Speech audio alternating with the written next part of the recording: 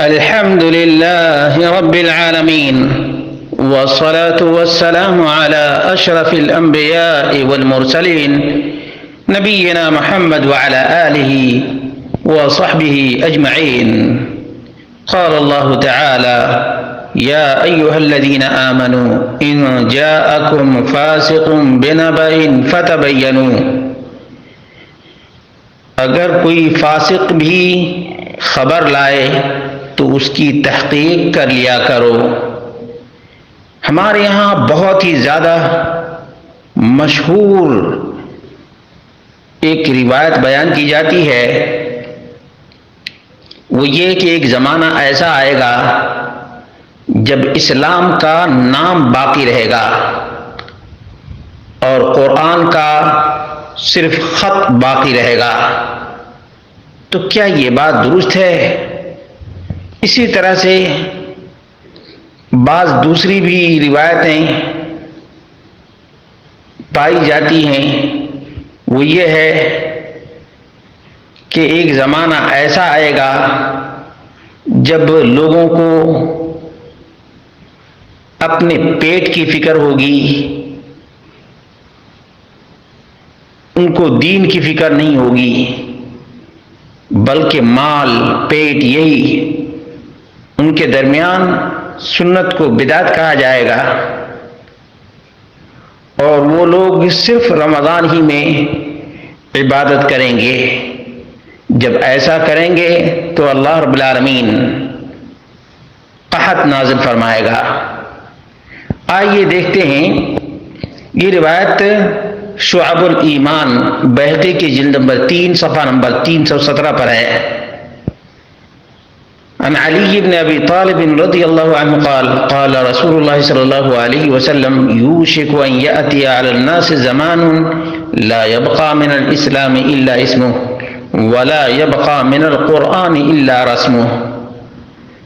کہ ایک زمانہ ایسا آئے گا جب اسلام کا نام باقی رہے گا، اسلام نہیں. قرآن کے حروف باقی رہیں گے اور کچھ نہیں. کہتے ہیں اسنادہ منکر لا یساوی شیئا، اس کی کوئی ویلو نہیں، منکر سند ہے. اس میں عبداللہ بن دکین ہے، ابو حاتم الرازی نے کہا ضعیف الحدیث. اسی طرح سے اس نے جعفر بن محمد سے منکر روایت ذکر کی ہے.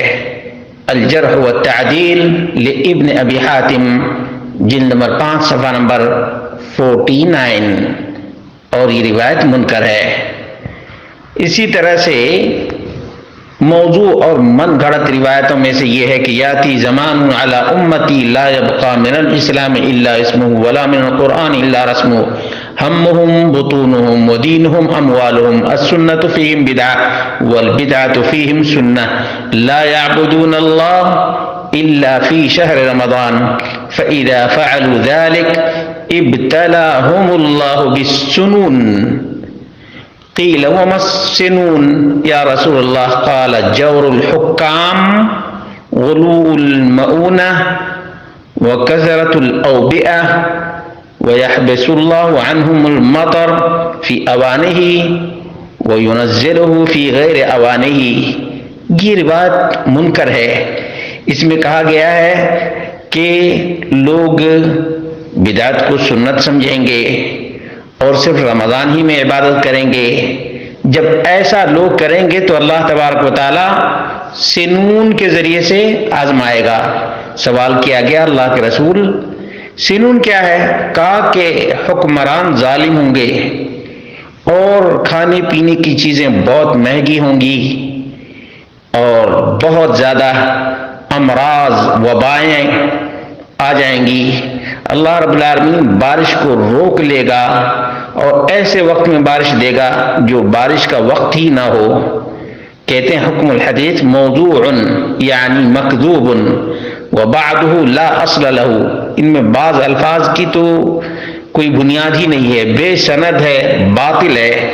اس لیے مسلمانوں تحقیق کرنا بہت ضروری ہے. خاص طور سے یہ فیس بک، واٹس ایپ اور دیگر وسائل جو سوشل نیٹ ورک ہے، اس پر بہت سے لوگ خیرخواہی کے نام پر اچھی نیت سے علم غلم روایتیں پیش کر دیتے ہیں، حالانکہ ایسا نہیں کرنا چاہیے۔ اب یہ کتنی قباحت کی بات ہے کہ اللہ کے رسول صلی اللہ علیہ وسلم کی طرف وہ بات منسوب کر دی گئی ہے جو اللہ کے رسول صلی اللہ علیہ وسلم نے کہی ہی نہیں۔ تو یہ ظلم اور زیادتی نہیں؟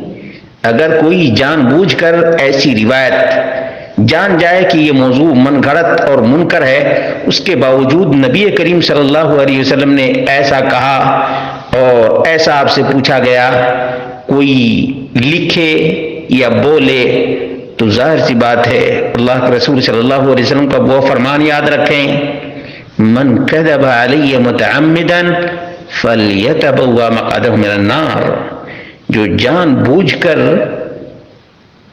میری طرف جھوٹی بات کی نسبت کرے اسے اپنا ٹھکانہ جہنم میں بنا لینا چاہیے۔ یہ بخاری کی روایت ہے۔